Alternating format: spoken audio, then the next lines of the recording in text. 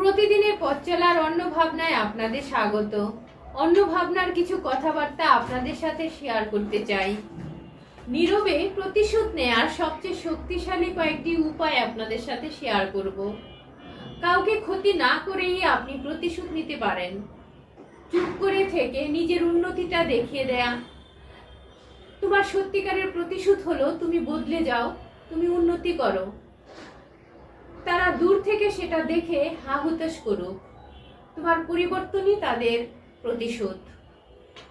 যে তোমাকে অবহেলা করছে তার কাছে তোমার মূল্যটাই যেন সবচেয়ে বড় অনুশোচনার কারণ হয়। মানুষ তখনই কষ্ট পায় যখন যাকে অবহেলা করে সেই মানুষটা তাদের ছাড়াই আরো ভালো থাকে। তর্ক ঝগড়া বন্ধ করে দাও, সম্পূর্ণ নীরব হও। কেউ যদি তোমাকে কষ্ট দেয় তাকে আর কোনো গুরুত্ব বা প্রতিক্রিয়াই দিও না।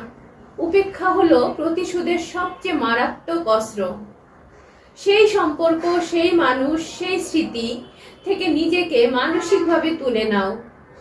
তোমাকে ব্যবহার করলে, অবহেলা করলে তোমার নীরব প্রতিশোধ হলো তাকে আর তোমার আবেগের উপর ভর করে বাঁচতে না দেয়া।